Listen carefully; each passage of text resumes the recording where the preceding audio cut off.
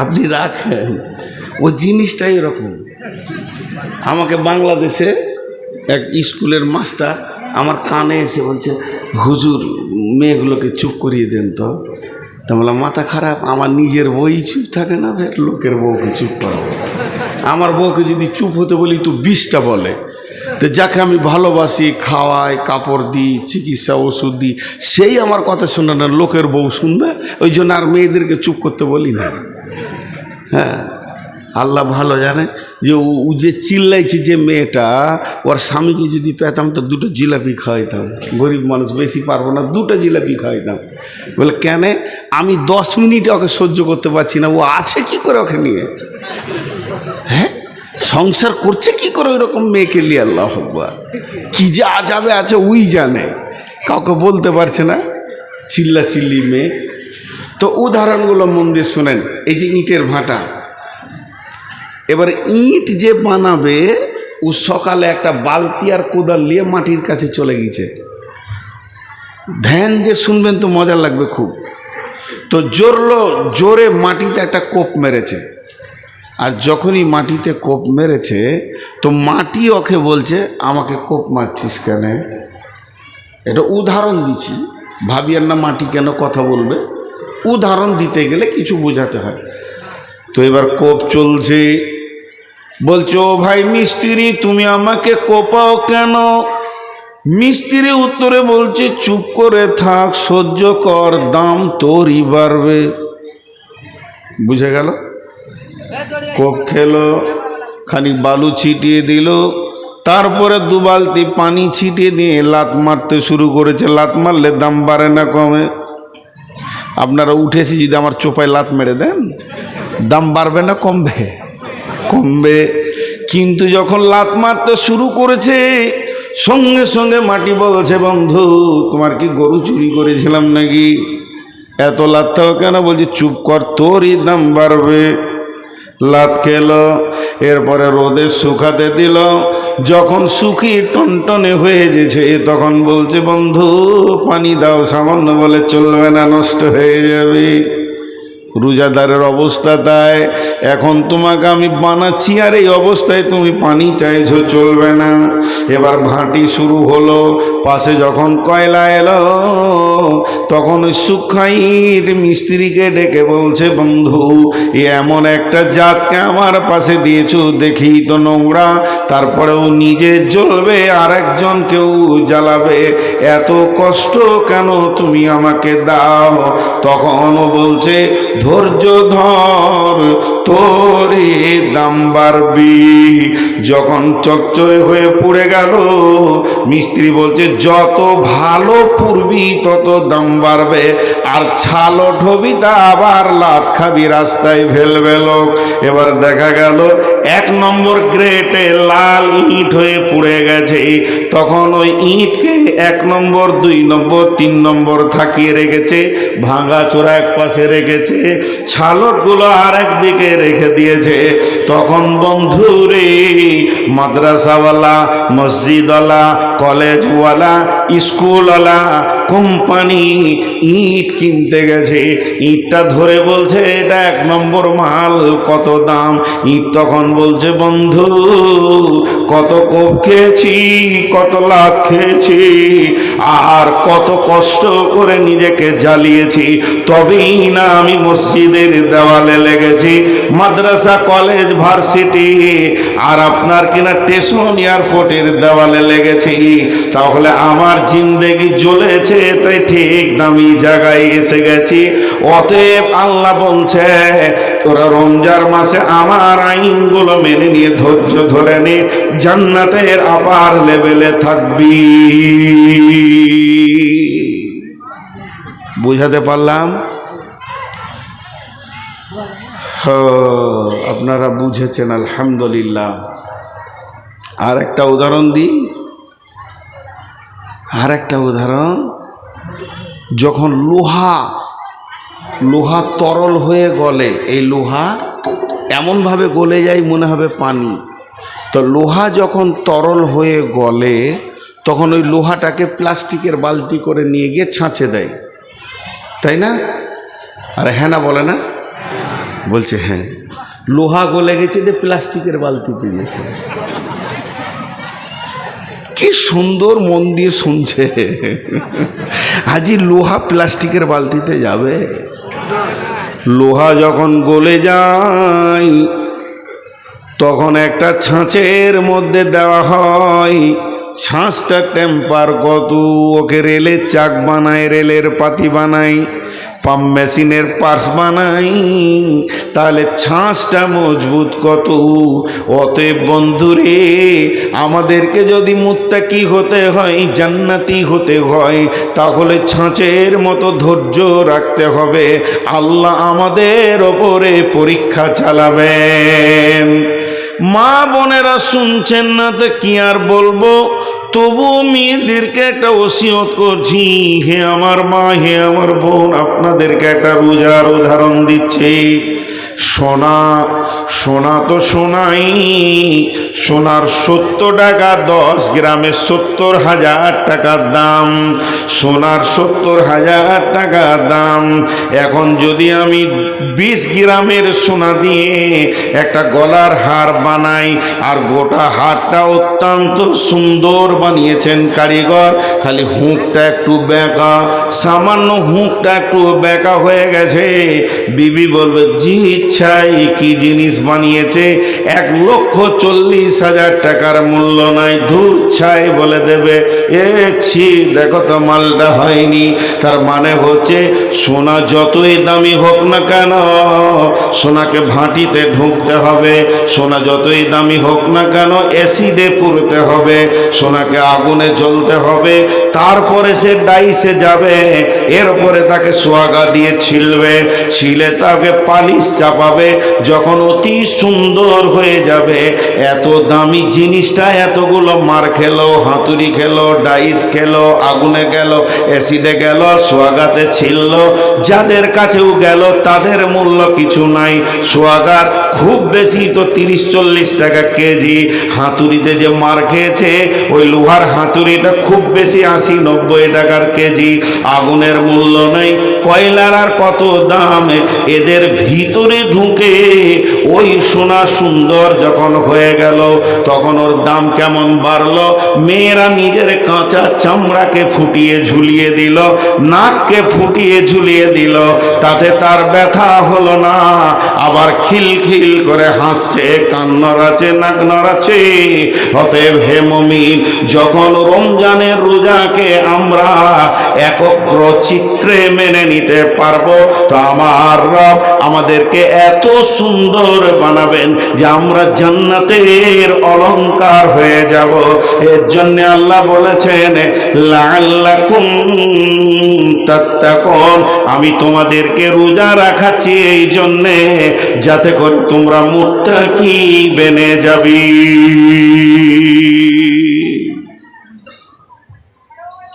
জি, যাতে করে তোমরা মুত্তাকি বেনে যাবে। লাআল্লাকুম তাত্তাকুন, যাতে করে তোমরা মুত্তাকি বেনে যাবে। তাহলে কত সুন্দর উদাহরণ দিলাম। এরপরে আল্লাহ কি বলছেন? বিসমিল্লাহির রহমানির রহিম।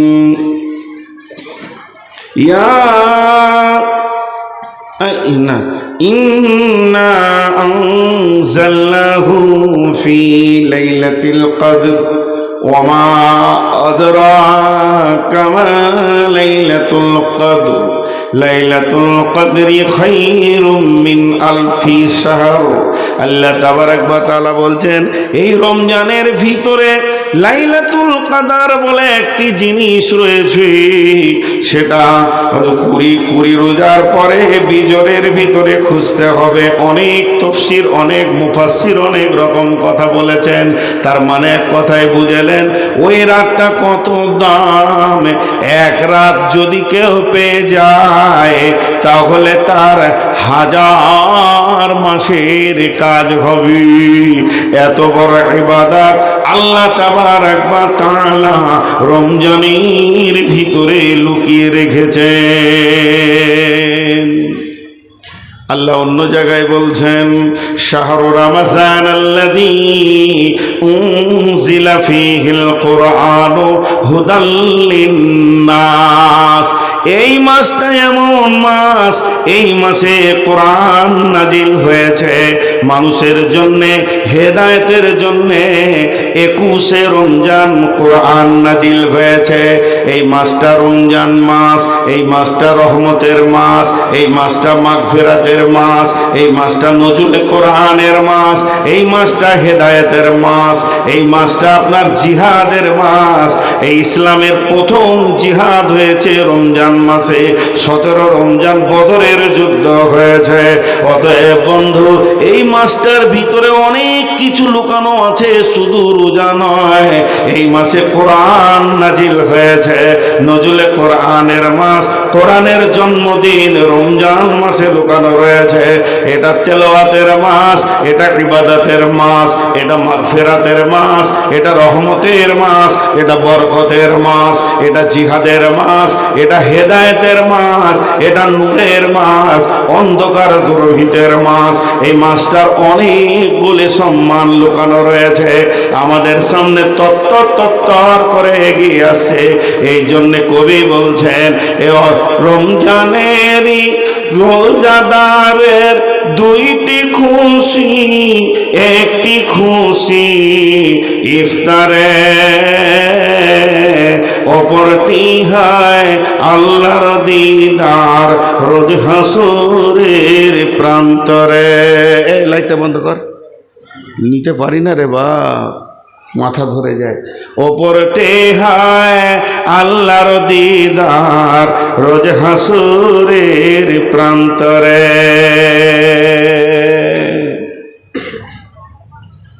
এই মাসটা এত দামি মাস,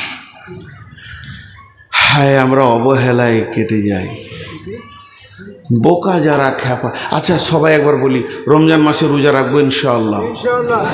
সকলে জোরে বলি, রোজা রাখবো ইনশাআল্লাহ। যারা রাখবেন না হাত তুলেন।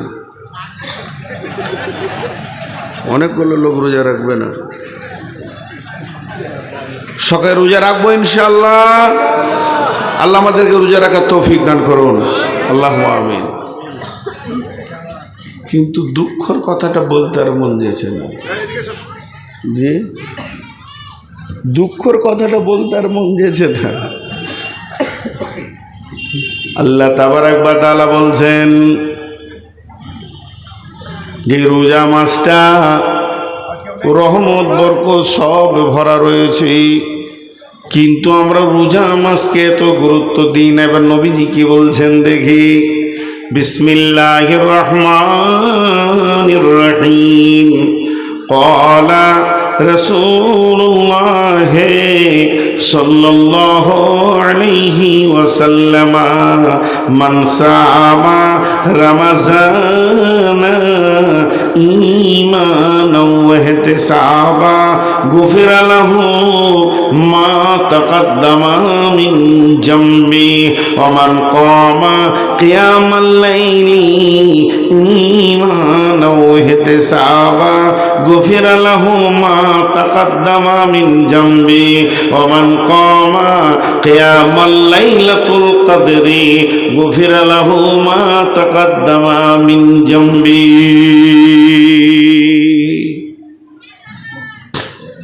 শুনি সব খুশি হয়ে যাবে। প্রথমেই আল্লাহ রসুল বলছেন, যে রমজান মাসে রোজা রাখবে ইমান ইহতিসাবের সঙ্গে, তার পূর্বের অনেক গুনাহ মাফ হয়ে যাবে। আর কেউ বলেছে সব গুনাহ মাফ। খুশি লাগলো না? কি আর বুঝাবো বলেন তো? এতগুলি লোক খুশি হতে পারলেন না। খুশি হলে আলহামদুলিল্লাহ বলতে হয়, আশ্চর্য লাগলে সুবহানাল্লাহ বলতে হয়। আমি আর একবার বলছি, আল্লাহ নবী বলছেন, মান সামা রমাযানা ঈমানান ওয়া ইহতিসাবা, যে লোকটা ঈমান ইহতিসাবের সঙ্গে রোজা রাখবে, গুফিরা লাহু মা তাকাদ্দামা মিন জামবি, তার পূর্বের যত গুনাহ আছে মাফ হয়ে যাবে।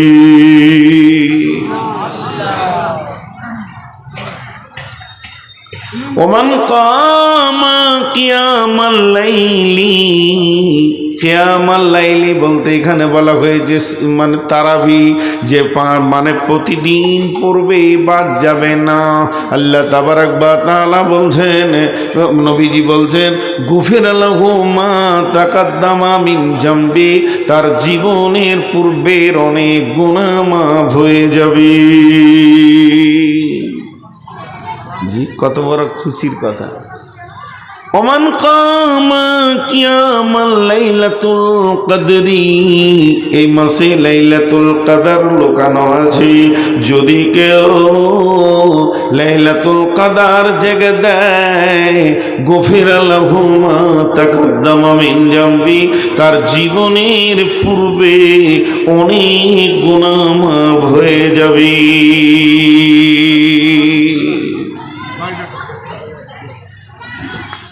মাফ হয়ে যাবে।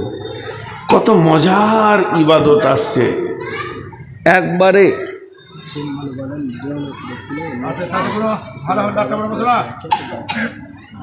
দেওনাপুর, কোন দেওনাপুর? কার ক্যাম্পারার মোস্তাক নাম বলেন, মোস্তাককে ডাকছে, তিনার বাবা অসুস্থ আছে। দেওনাপুরের মুস্তাককে আছে। মুস্তাক ভাই, আপনার আব্বা অসুস্থ, আপনার আব্বা ডাকছে। অবশ্যই আব্বা মায়ের ডাকে সব ছেড়ে চলে যেতে হবে। আপনি যান, আপনার আব্বা অসুস্থ, মুস্তাককে আছেন পারদেওয়ানাপুরের মুস্তাক ক্যাম্পারার, চলে যান। যেহেতু আপনার আব্বা অসুস্থ, আপনাকে ডাকছেন। জি, এগুলো এলান করতে হবে সব বাদ দিয়ে। তাহলে জীবনের গুনাহ মাফ। কত সুন্দর ইবাদত আল্লাহ দিয়েছেন, আপনার আমার জীবনের গুনাহ মাফ করার কত রাস্তা দিয়েছেন। কিন্তু আমি একটা প্রশ্ন করব, যদি আমার সঙ্গে আপনারা প্রশ্নতে একমত হন তাহলে বলবেন ঠিক আছে, আর যদি দ্বিমত হন তা বলবেন আমার প্রশ্নটা ভুল আছে। আমার প্রশ্নটাকে বোঝার চেষ্টা করেন। প্রশ্ন বুঝলে, ওদিকে আবার দাঁড়িয়ে আছে নাকি? আল্লাহ আকবার, আর আমাকে আজকে মার্ডার করবি, আমাকে মার্ডার করবে। আর গো আহা, কীভাবে দাঁড়িয়েছে, বুকে হাত দে, খালি তুই শালা নেমে দেখ, তোকে দেখছি। কি দোষ করেছি রে ভাই তোদের, হ্যাঁ? এমন করে দাঁড়িয়ে আছে, না খালি তুই নেমে দেখ, কত চোপা চালাইছিস, তোকেই দেখছি একবার। তো আমার প্রশ্নটা আগে বুঝেন। আমার প্রশ্ন হচ্ছে, ঈদের নামাজ পড়ে নিব, তারপর থেকে শুরু করব, চুরি করব, ব্যভিচার করব, জেনা করব, বেপরদা থাকব, জুয়া খেলবো, সুদ খাবো, মার্ডার করব, খুন খারাপি করব, লুটেরা করব, লুচ্চাগিরি করব, নামাজ পড়ব না, জাকাত দেব না, হজ করব না, কালেমা পড়ব না, যত গুনাহ আছে করব, লুটে পুটে টাকা পয়সা করব। আর যেদিন পশ্চিম দিকে রমজানের চাঁদ উঠে যাবে, চাঁদটা দেখে নি, নদীতে ঝাঁপ মেরে দিব, গোসল করে নিব, সাবান মেখে নিয়ে এশার নামাজে তারাবি পড়ার জন্য চলে আসবো। মুসল্লির মতো টুপি লাগিয়ে সুন্দর করে 1 মাস রোজা রেখে নিব, সব গুনাহ মাফ হয়ে যাবি।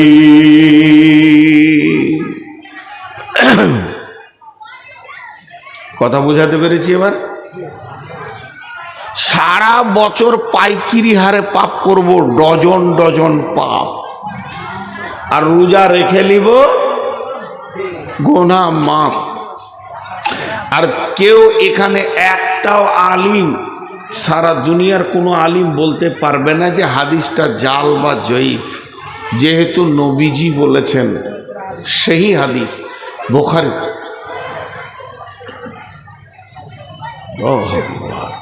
কোথায় জলসা করতে এসছি বাপ? জি, সারা এলাকার লোক, জি, গোনায় আমার জর্জরিত হয়ে গেল। আর রমজানে এত সুন্দর করে রোজা রাখবো, একবারে রসুল যেমন করে রেখেছিল, একটা পাপ করব না। তাহলে জীবনের গুনাহ কথা বলে না, জীবনের গুনাহ।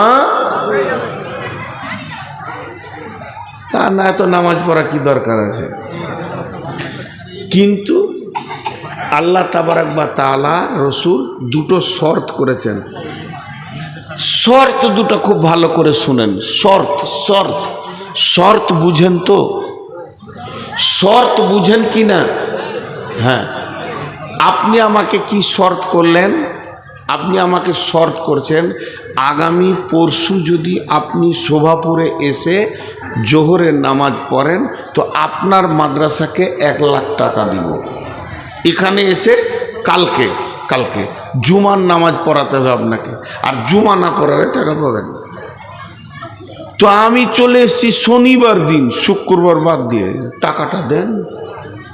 তবু তখন বলছি যে আপনার শর্ত ছিল, এখানে লেখা আছে দেখেন, যে আমি জুমার নামাজ শোভাপুর জামে মসজিদে পড়াবো, আর আমার ওয়াদা ছিল টাকা দিব।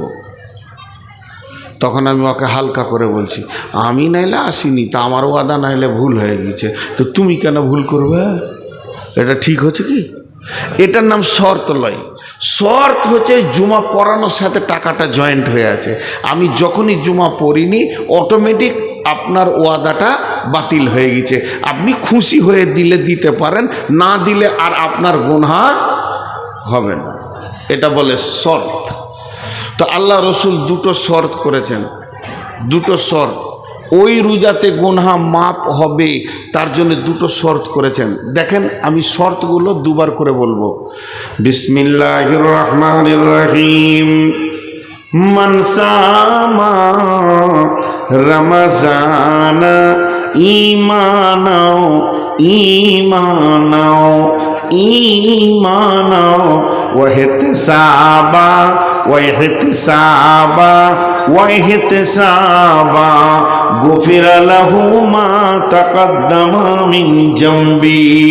যে লোকটা রোজা রাখবে ঈমানকে এহতেসাবকে সঙ্গে নিয়ে, ঈমান আর এহতেসাব এই দুটি জিনিসকে সঙ্গে নিয়ে রোজা রাখবে। আল্লাহর নবী বলছেন, উম্মত তুমি নিশ্চিত হয়ে যাও, তোমার গুনাহ মাফ হয়ে যাবে। এটা কি বোতলের ভিতরে? এটা কি? কিন্তু আমি বলছি শরবত। যদি শরবত হয় এর সঙ্গে কি থাকতে হবে? চিনি যদি না থাকে, লেবু যদি না থাকে, তো ওটাকে কেউ শরবত বলবে? বলবে না। তো যে রোজাতে ওই দুটি জিনিস নাই, ঈমান আর এহতেসাব, ওটা রোজা লয়, ওটা উপোস। ঈমান আর এহতেসাব থাকতে হবে। এবার ঈমানটা কেমন? ঈমানটা কেমন? ঈমানটা কেমন? রোজা রাখছি আমার গুনাহ মাফ হবে। আমি রোজা রাখছি আমার গুনাহ মাফ, কথা বলে না? হবে না, হবেই। এর নাম ঈমান। হাদিসের মধ্যে আছে, বান্দা যেমন আল্লাহর প্রতি ধারণা রাখবে, বান্দা যেমন আল্লাহর প্রতি ধারণা রাখবে, আল্লাহ বান্দার সঙ্গে ওই রকম ব্যবহার করবেন। অতএব বন্ধুরে, আপনার আমার ঈমান যদি 100% থাকে, তাহলে আপনার আমার রব আপনার আমার জীবনের গুনাহকে মাফ করবেনই করবে।